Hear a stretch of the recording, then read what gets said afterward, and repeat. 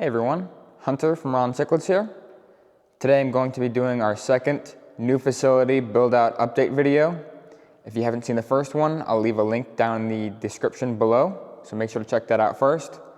But in our last video, I showed the left side build-out, and what we've been working on since then is the right side. So it's been done for a while, we just haven't gotten around to doing video and doing little other odds and ends here and at the other facility, but the right side is the next row we worked on. We got that all done, and then some little odds and ends I'll show you in a minute. But if you didn't see the last video, this whole side was complete. It's, let me count,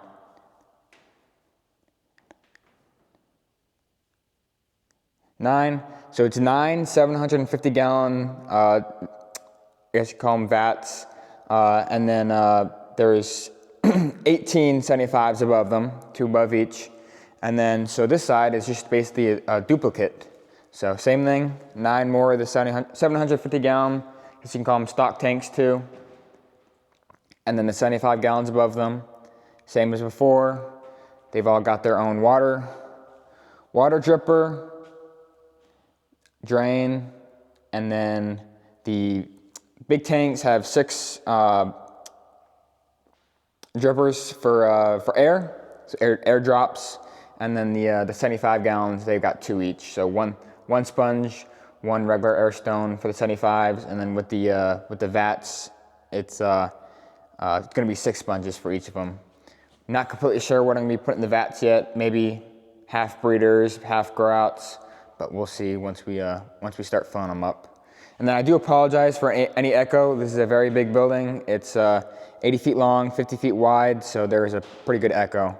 I may have to keep the door open next time to get rid of that, but sorry about that. And then we don't have a whole lot of light set up yet because we don't know how we want to configure it yet, so it's kind of dark on this side. I'll show you over here. We got 1 row up there. We think that's going to work out nice. It's hard finding lights that are reliable and don't stop working. The LEDs stop working after a few years. That's what we're dealing with at the other facility. So we're going to test out these, see how they work. But that's what we'll add more lights later on. It'll be lit up pretty good. But yeah, it's pretty much the same as the other side. It's a duplicate. It was really easy to do this side after we had the other side complete. But each of them have their own drain. Like I said, they all got their own water line in, so they're going to get 25 to 100% new water each day, depending on how many are in each tank. Stands are 2x6s, 8 feet long, to hold both 75 gallons. They're 4 feet long, so it doesn't bow in the middle. And then all these tanks, if you haven't seen the last video, they got support so they don't bow out. If you didn't have this, there's so much water that each side would bow too much. But we left enough room. If you're wondering how we're going to feed those tanks, we left enough room for us to be able to squeeze in and feed. So we'll do that on each side. Come in this side, feed both tanks. Next one, feed both tanks.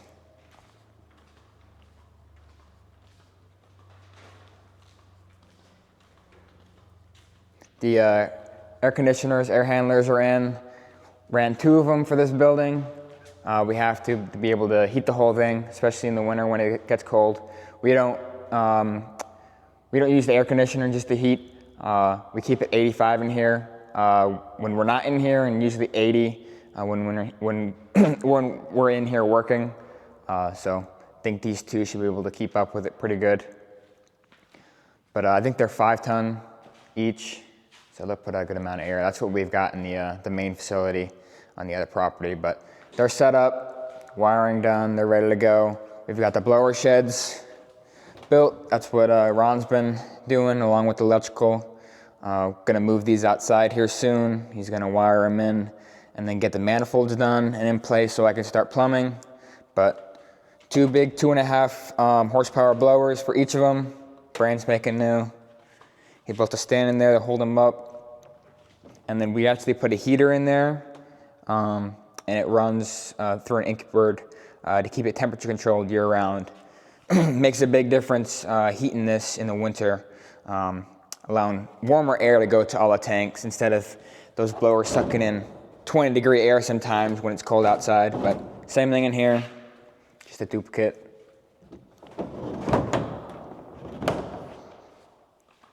And then this, imagine this is this on the back side of the building here. This is gonna go through the wall and then into the manifold. So 2 blowers will be attached to 1 manifold.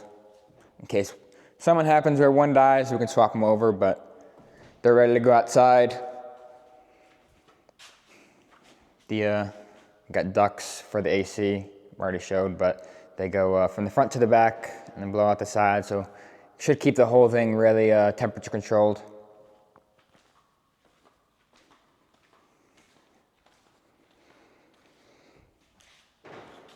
See what else. Been working on the pond a little bit, getting the gutter drains in, and then the overflow for the pond. I'll show that in a pond update video, probably in a month or 2. I'll wait until I have the drain that actually goes to the pond for the overflow for all the tanks. And then once I got that going to the pond, so you can kind of visualize what it's going to look like once water's going through it, I'll do a video on that.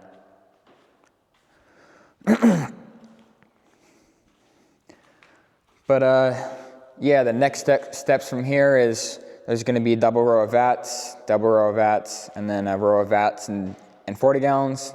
And the vats all have 75 gallons above them.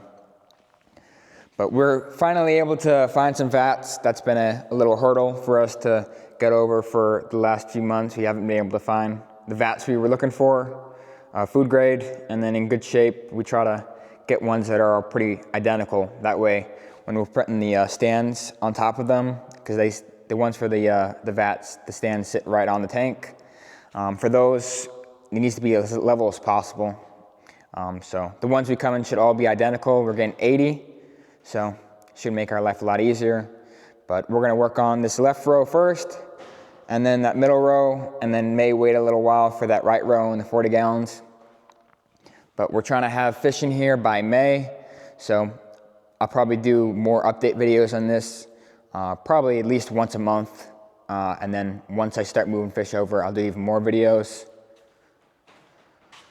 But I think that's about it, so I'll get to wrapping this up. Let me think what else, if I'm missing anything. We're gonna be putting sponges and all the air hose and whatnot in here probably closer to May before we start filling up the tanks with water. Figured before we fill up the water, there's been dust and dirt in here floating in the air, so we're gonna vacuum out the tanks before we put the sponges in there. If we had them in there now, it'd be a pain to clean them all real quick. And then plastic shavings and whatnot from drilling gets all in tanks, so we'll wait until we're ready to put water in them and then clean them all out so the tanks are clean.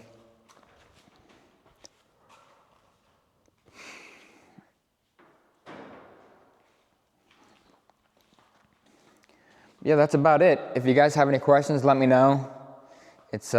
I explained more in depth in our last video, a little bit more about the plumbing and configuration for the row over there, and which is a duplicate over here. So the same thing applies over here. There's a 3-inch drain in the back that goes to the end. The air line and water line's 1 inch. The manifold will be 2-inch for the air, and it'll connect to the 1-inch air. It'll go above, and then the water will be in the back left there, the water manifolds. So that'll go across to each row and supply all of them. We'll be working on the water lines from the well outside, getting those trenches dug, and then run the pipe from the well to the manifold in here. That's what we'll be doing next before the vats. Yeah, that's about it. I'll wrap it up. If you guys have any questions, let me know.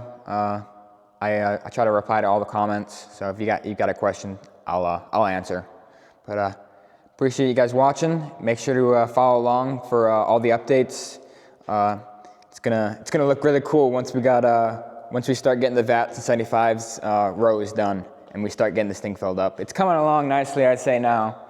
I'm I'm excited about these 750s, getting them filled up and having fish in there. I got a trout breeder group in my other facility I want to bring over, give them a bigger tank, a gar group, and then plenty of other big predator haps, and then hoping to get quite a few fish in there to grow out to sell too, and help them grow faster. So I think it'll work out really good. But yeah, thanks again for watching. Hope you enjoyed.